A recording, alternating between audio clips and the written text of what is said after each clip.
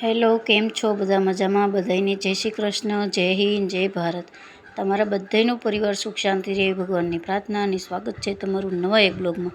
તો આપણે ચોગઠ ગયા હતા અને પછી ત્યાંથી રિટર્ન. તો આ જો ધુંધળીમલ દાદાનું મંદિર અહીંયા આવશે. તો આ જે ડુંગરો છે એની તળેટીમાં ધુંધળીમલ દાદાનું મંદિર કહેવાય છે. અહીંયા બધા માનતાઓ કરે છે, જેને મોહ થયા હોય તો કોઈ મીઠાની ને એવી માનતા કરે છે કે મીઠાની થેલી અથવા જે તમને માનતા કરવી અહીંયા કરી શકો છો, તો મોં હારા થઈ જાય છે. તો જો આ મંદિર છે અને હવે આપણે જઈએ છીએ મારા બેનના ઘરે. તો નાની છે બેન નારી સાસરી. તો આપણે ગામનું નામ નારી છે, ત્યાં જવાનું છે. તો ચાલો, જો આપણે નીકળી ગયા છે ત્યાંથી. તો ચોગઠનો વિડીયો તો આપણે તમે જોઈ લીધો હશે અને હવે જવાનું છે નારી. તો નારીથી પછી ટાઈમ રહેશે તો જવાનું છે મારા પપ્પાના ઘરે. તો ચાલો, વિડીયોમાં બન્યા રહેજો. વિડીયો ગમે તો લાઈક કરજો, ન હોય તો સબસ્ક્રાઈબ કરજો. તો ચાલો, જો આપણે નારીમાં પહોંચી ગયા છીએ, પણ આપણે ઝાઝા સમય ગયા એટલે શેરીઓ બધી આમથી આમ થઈ ગઈ. તો આપણે આ થોડાક નારીની બહાર એના ગામનો જ રસ્તો છે, પણ હવે જોઈએ બસ આગળ. બસ આ ગલી રામજી મંદિર આવી ગયું છે ને પછી મળી ગયો તો આમ તો રસ્તો. આ છે રામજી મંદિર. જો હા, કરિયાણું ખોડિયાર પાન કોલ્ડ.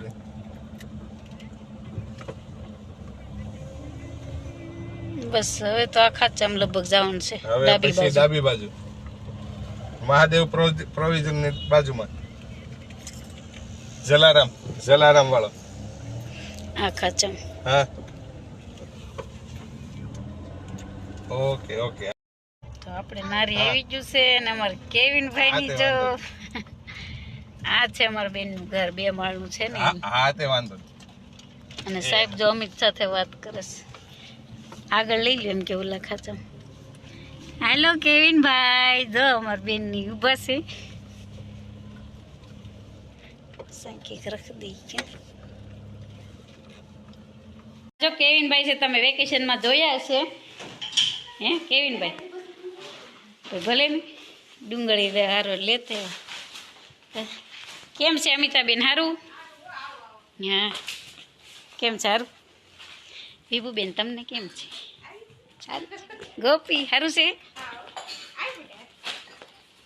જય શ્રી કૃષ્ણ. તો આપણે નારી બસ બેઠા હતા ને વિભુબેન ફોન લઈ ગયા હતા. તો એ જાય છે બીજા માળે. જો દાદરો ચડીને ઉપરનો નજારો લે છે. તો નારી ગામ છે આ, જો જબર છે ગામ. તો આ ઉપર અગાસી પર વિભુબેન ફોન લઈ ગયા હતા એટલે ઉપરનો નજારો આવો કંઈક છે મસ્ત. તો જો આ નારી ગામ છે, ત્યાં મારી બેનને લીધેલી છે. તો આવું કંઈક છે. જો મંદિર મસ્ત દેખાય. નીચેની શેરી છે, મારી બેનની અગાસી છે. તો એને સોલાર ફિટ કરાવેલી છે. તો સરસ છે, મકાન પણ મસ્ત છે, રહેવાનું સારું છે. આગળથી છે બાજુવાળાનું. તો ચાલો, અમારી બેન છે. મારા બેનની જોઈન્ટ ફેમિલીમાં રહે છે. 2 ભાઈઓ જ છે. તો દેરાણી જેઠાણી, સાસુમા ને સસરા અને છોકરાઓ છે. નાના બેનના ઘરે પેલા સવાર ગયા હતા આપણે, ચોગઠ ગયા હતા. અમારા બેન છે નાના.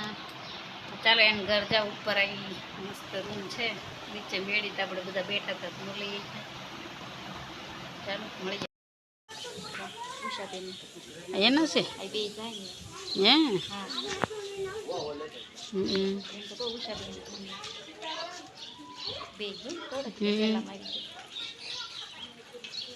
તાર મમ્મી શું કરે ભણ્યા? તાર મમ્મી શું કરે બટા? ઉષાબેન શું કરે? નહીં. તારા દેવાડા જવું તાર મામાને ઘરે? તો ચાલો હાલો. તને ગમે તે મને કહે. તારું ગામ બહુ મસ્ત છે. તને ગમે? રોડ બહુ સારો છે. દૂધની બાટલી મળે અહીંયા. દૂધની બાટલી મળે. આ તો સારું નહીં કે આપણે જઈએ ઘર બાજુ. मिला के हजारों मेरे गुंड बना के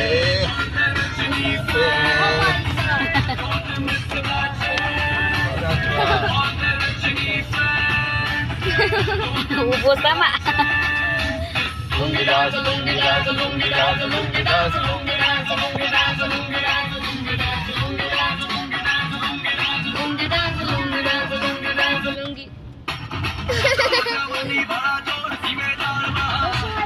એમ એ થાય કેવી નાખે ને અહીંયા થાય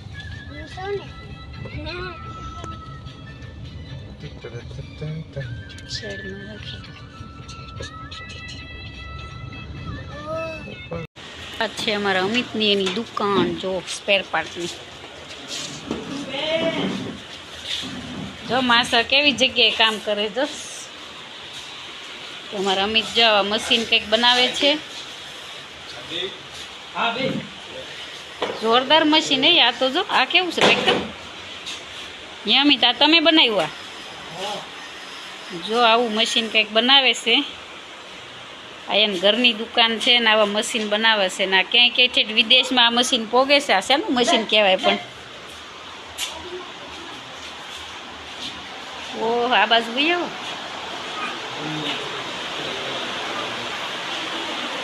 વાયર બાયર પગમાં ન આવ્યો. અમિત આ શેનું મશીન કહેવાય? એ અમિત આ શેનું મશીન કહેવાય? છે પાઇપ સેમ્પર મશીન કહેવાય એવું છે. આ બધું જાતે બનાવે. બોલો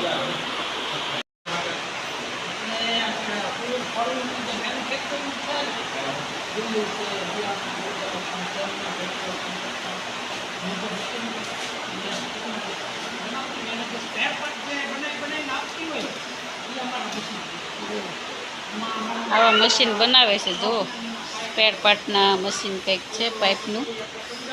તો આવી રીતના છે એ પંજાબ ને વિદેશમાં ને આમ શું કહેવાય બધે જાય પછી પાછું. તો આવું કંઈક છે પાઇપની દુકાન છે. અમારા બેનની દુકાન છે. બેન નાના છે ને એના હસબન્ડ છે અને કામ કરે છે. આ મશીન બનાવે છે. હેલો શેઠ જો આ શેઠ છે. હા આ શેઠની દુકાન છે. એના પપ્પાનું છે ને આ બધું મશીન બનાવે ને.